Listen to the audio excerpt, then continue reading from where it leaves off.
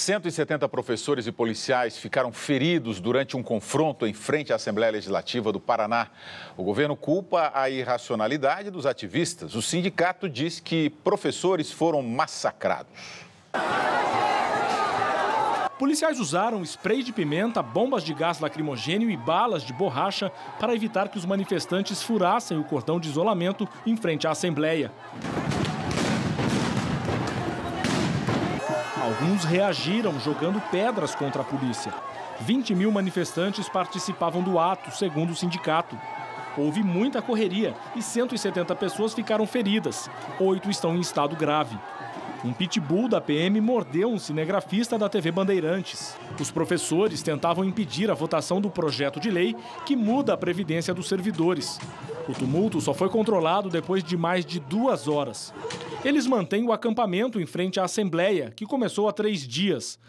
A categoria é contra o projeto que transfere 33 mil aposentados e pensionistas do fundo mantido com recursos do Tesouro Estadual para outro que recebe contribuição dos servidores. O governo afirma que a mudança não vai comprometer as garantias dos funcionários. Os parlamentares aprovaram o projeto por 31 votos contra 20. Agora, o texto segue para a sanção do governador Beto Richa, do PSDB. Que horror essa coisa da violência, usando o cachorro na manifestação. Não está errado isso? Não, que horror mesmo. Quer dizer, o que aconteceu? Com o fim essa greve começou lá em comecinho de fevereiro, né? E foi suspensa com a promessa de que essa questão, que era a questão dos... unificar as previdências, da previdenciária, a questão previdenciária, seria discutida amplamente, chegaria a ser um consenso antes de ser implementada. E aí, esses grevistas, eles estão lá porque se sentiram traídos. Então, de repente, o Congresso se reúne, consegue um mandato na Justiça para proibir que qualquer um entrasse dentro da sala da Assembleia para assistir essa votação e coloca a polícia em volta para fazer uma barreira de isolamento e pedir que qualquer pessoa entre, né, durante essa votação. Horas, esperar o quê? Não é? A polícia partiu para uma violência, né, descabida. Quer dizer, essa cena do pitbull, como é que uma polícia é autorizada a ir para uma manifestação com milhares de pessoas com pitbull? Um pitbull pode matar uma pessoa. Isso é gravíssimo. Seres, vamos lá, vamos explicar essa questão aí. É um fundo financeiro que hoje é exclusivo lá dos professores, e tem mais 2 categorias que participam desse fundo, que é um fundo previdenciário, né? Previdenciário, mas que é um fundo mantido pelo governo do Estado. Tesouro. E é um fundo previdenciário que eles estão querendo passar esse fundo financeiro para o fundo previdenciário que vem a partir de contribuições estaduais. Qual que é o imbróglio disso tudo? Qual que é o problema disso? Então, William, aí tem um movimento de um tempo para cá já, isso não é só no governo do Paraná, isso já foi do governo federal e está ocorrendo em outras instâncias da gestão pública. Qual que é a ideia? Hoje, como é que um funcionário público tem a sua aposentadoria? Ele basicamente não tem um sistema de contribuição estruturado. Ele tem uma parte descontada, mas ele tem as garantias de salário integral, na maneira usual, vamos dizer, porque isso mudou em já alguns casos, e ela é garantida, essa aposentadoria basicamente sai do orçamento público. Sai do orçamento federal, se for funcionário federal, estadual ou municipal, dependendo da instância dele. Ou seja, não tem um sistema de gestão do fundo de pensão, do fundo de aposentadoria, do fundo previdenciário dessa categoria de trabalhador. Como ocorre com os outros trabalhadores da iniciativa privada ou mesmo, por exemplo, das estatais. Como a gente conhece hoje, os principais investidores do Brasil, a Prev, a Petros, etc., são os fundos de pensão dos funcionários da Petrobras, do Banco do Brasil, etc., etc. E o que isso não está... Isso ocorre nas estatais, ocorre em uma parte importante do setor privado, quando as empresas têm também fundos, esses programas complementares de previdência e de pensão, e não acontece no funcionário público. Isso está começando a ocorrer. E no Paraná, o que a gente está vendo é essa medida. Agora, tem o fato disso não ter sido negociado, talvez, da maneira correta, como a Aline comentou. Agora, a ideia de você transformar a aposentadoria do funcionário público num sistema próprio de gestão desses recursos faz todo o sentido do mundo. Gera racionalidade econômica para o sujeito que tem a sua aposentadoria a ser garantida sendo um funcionário público e também para a economia como um todo e para a economia dessa entidade pública. Não faz sentido você dar um aumento salarial hoje, por exemplo, decidir um aumento salarial que vai impactar o orçamento público nos próximos 40 anos, tá certo? Essa racionalidade econômica se recupera quando se faz esse tipo de ação.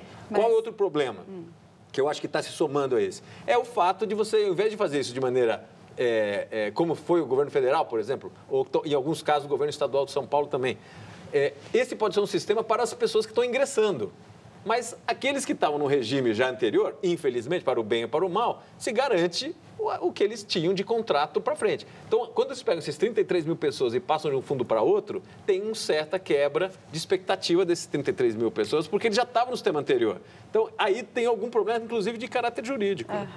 Não, e outra coisa, o motivo, inclusive, pelo qual tudo isso tem que ser discutido com quem vai ser afetado, é porque faz parte de um conjunto. No caso dos professores, para pegar o exemplo dessa greve, você tem uma categoria que é muito mal paga, mas que permanece no emprego, muitas vezes, porque tem a perspectiva de uma aposentadoria integral. Então, isso é muito diferente de um funcionário da Petrobras que ganha 10 mil, 15 mil, seja lá qual for o salário, de um professor que ganha 2 mil.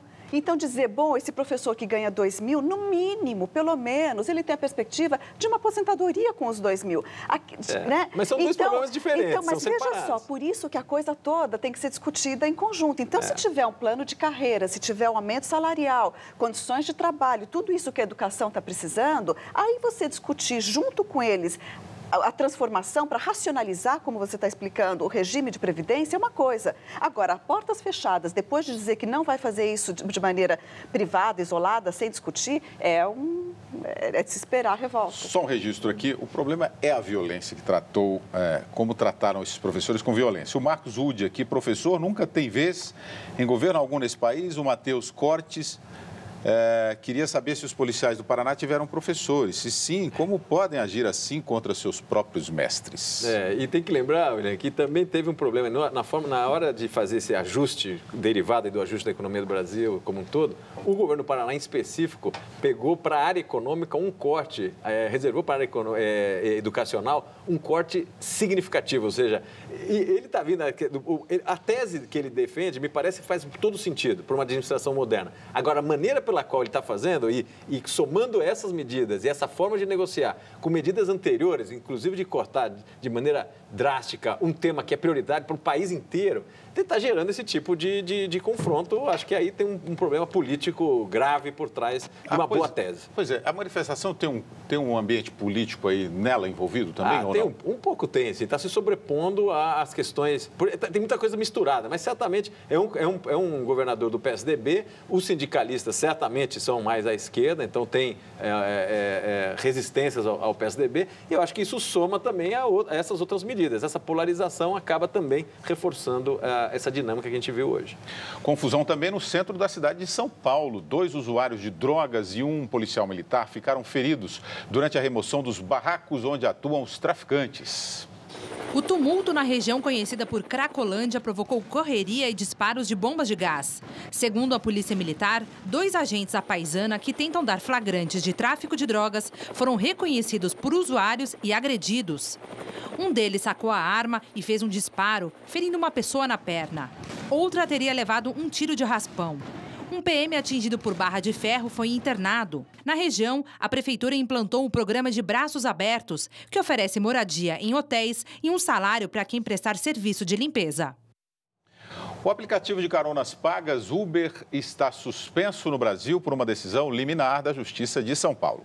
Há 4 meses, Armando só usa o aplicativo Uber para se locomover na capital paulista. Ele diz que os carros cadastrados no programa são melhores do que os táxis comuns e o pagamento é mais fácil. Você já deixa um cartão previamente cadastrado e já debita no cartão e no final da corrida você recebe um e-mail com todo o percurso, o valor e o tempo que você permaneceu ali no carro.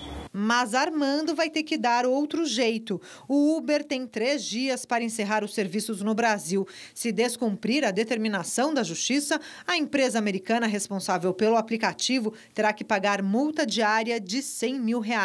A venda do programa em lojas de smartphones também está proibida. A decisão ainda cabe recurso. Essa restrição ela vem no sentido de fazer o serviço parar de funcionar e não, como alguns colocam, remover o aplicativo do celular. São coisas distintas. Para os motoristas de táxi, a liminar representa uma vitória. Foi o sindicato da categoria em São Paulo que entrou com ação na Justiça pedindo a suspensão do serviço. Eles alegam concorrência desleal. Segundo uma lei federal, os taxistas detêm a exclusividade do transporte individual de passageiros. No início do mês, eles protestaram contra o aplicativo em várias cidades do país. Sérgio diz que as corridas caíram 20% depois que o Uber começou a funcionar. Como eles não pagam diversas coisas que nós pagamos, os carros deles realmente são muito melhores que 80% dos táxis normais. Lançado nos Estados Unidos há 5 anos, o aplicativo de carona paga chegou a mais de 280 localidades no mundo. No Brasil, está em operação desde maio do ano passado. O Uber também foi alvo de protestos em vários países, como França e Itália. Ontem, o uso do aplicativo foi suspenso em Portugal e ele também é proibido na Alemanha, Índia, Espanha e Tailândia. Pesquisas de opinião sobre as maiores preocupações dos brasileiros e as recentes manifestações deixam claro a rejeição às fraudes e desvio de dinheiro público. De olho nesse cenário, a Secretaria Nacional da Justiça vai lançar uma consulta para pedir sugestões de combate à corrupção. O fotógrafo Paulo acha ótima a ideia de ouvir a população para ajudar a criar medidas de combate à corrupção. Ele afirma que vai participar da consulta pública com propostas para estatais e partidos políticos. Eu acho que é fundamental a abertura das contas públicas, das empresas que são públicas, garantia da soberania nacional. Eu acho também muito importante o financiamento público de campanhas, que tenha o fim do financiamento privado de campanhas. Dona Yolanda afirma que os políticos não podem se perpetuar no poder. Eu acho que o máximo 4 anos e fim. A Secretaria Nacional de Justiça deve lançar nas próximas semanas uma consulta na internet para colher sugestões para o combate à corrupção. A ideia é aprimorar os procedimentos contra o desvio de conduta da administração pública. As propostas deverão ser analisadas por um grupo de trabalho formado por representantes do Ministério da Justiça, Advocacia e Controladoria Geral da União, Conselho Nacional de Justiça, Conselho Nacional do Ministério Público e Ordem dos Advogados do Brasil. A iniciativa tem como base uma consulta pública feita antes da elaboração do projeto do Marco Civil da Internet, considerada um sucesso. O coordenador da campanha Não Aceito Corrupção diz que é preciso ampliar os meios para a manifestação popular. Nem todos têm acesso à internet. É necessário que essa consulta assegure espaço para aqueles que queiram mandar as propostas de outras maneiras. Em segundo lugar, é importante assegurar o direito de que todos visibilizem estas propostas. O povo tem direito de saber aquilo que foi proposto, aquilo que está sendo pensado, para que haja também transparência e fiscalização em relação a isso. A internet também foi o canal de comunicação escolhido pelo governo para o pronunciamento do dia 1º de maio. Esta será a primeira vez que o discurso da presidente Dilma Rousseff será transmitido apenas pelas redes sociais. Desde quando assumiu a presidência em 2011, a conversa com a população no Dia do Trabalho sempre foi feita em cadeia nacional de rádio e televisão. Eu acho que ela está com medo de se pronunciar. Porque eu acho que ela está com medo de panelaço, da reação popular. Ela está querendo se preservar.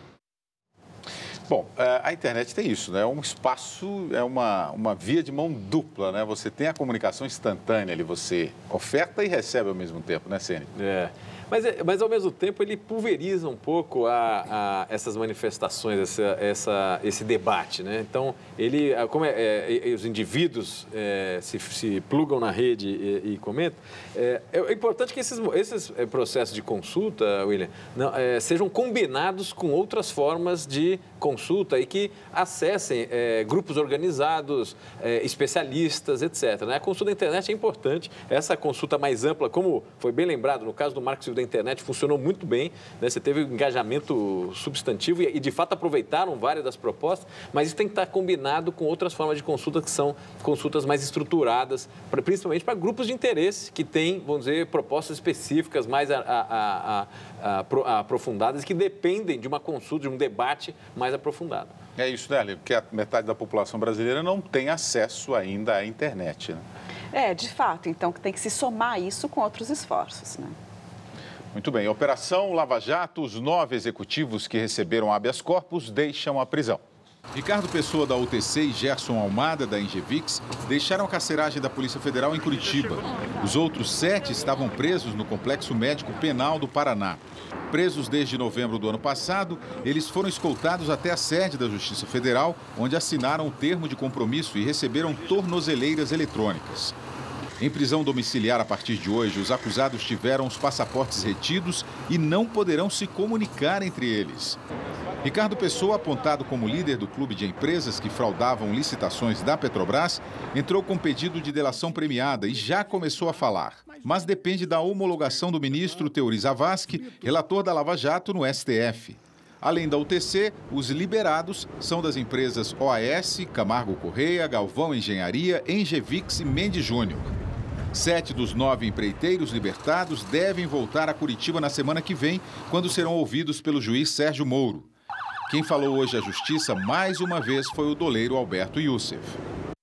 Relatório do Fundo Monetário Internacional, divulgado hoje, prevê a maior desaceleração econômica do Brasil em mais de 20 anos. Nossa economia deve encolher 1% em 2015. Apesar do cenário desfavorável, o FMI elogiou o pacote de ajustes do governo. O sinal vermelho continua aceso nas contas do governo, com o pior resultado dos últimos 17 anos. A economia que o governo faz para pagar os juros da dívida, o chamado superávit primário, chegou a 4 bilhões e 480 milhões de reais no primeiro trimestre desse ano. Uma queda de 65,8% em relação ao mesmo período do ano passado. Durante a audiência na Câmara dos Deputados, o ministro da Fazenda, Joaquim Levy, defendeu o ajuste das contas públicas. O governo está cortando na carne as suas despesas, porque tem que ser um esforço distribuído por todos na sociedade. Assim a gente chega à vitória, assim a gente volta ao caminho do crescimento. Nesse cenário, o ministro dos Transportes, Antônio Carlos Rodrigues, declarou em audiência na Comissão de Infraestrutura do Senado que projetos foram paralisados por causa do ajuste fiscal. Vai ter várias reclamações dos senhores. Está parando a obra tal, parou a obra tal. Parou sim. Eu não vim aqui, não tem cortina de fumaça, eu não posso esconder o que está acontecendo no Ministério. Depois, o ministro voltou atrás. Não, vocês que estão falando em obra paralisada. Eu por momento nenhum falei que eu vou ter um novo cronograma dependendo do recurso financeiro que eu vou ter na mão. A falta de repasse de verba e o envolvimento de empreiteiras na Operação Lava Jato atrasou ou paralisou uma série de obras, como a BR-153 entre Goiás e Tocantins. Fala sério, ministro. O ministro falou que ele não falou, mas nós mostramos que ele falou. Como é que fica isso, Senes? O povo brasileiro vai acreditar em quem nesse negócio? Ele falhou aí na comunicação, obviamente, né? O que eu acho que ele está querendo dizer é o seguinte, que vai ter corte em pelo menos parte das obras, ou um atraso no pagamento, mas não necessariamente todas as obras vão ficar 100% parado. Eu acho que o fato dele não ter feito um pronunciamento com uma precisão na linguagem levou a esse tipo de contradição. É evidente. Agora, claramente, dá para se ver, de maneira geral, os desembolsos do governo para esses investimentos estão todos contidos, né? Então, o que o ministro está falando já está sendo sentido por uma boa parte da população e das empresas que trabalham com esse setor, né? Você sentiu aí, né, Arline, a solução para o ministro dos Transportes, convidar o Senes para o Senes ser o porta-voz. Eu acho que vai ser melhor, né? Porque está complicado. Veja instantes, indenização por crime ambiental é aplicada em projetos de saúde pública. E ainda, com mais de 5 mil mortos do terremoto, a população do Nepal cobra ajuda do governo.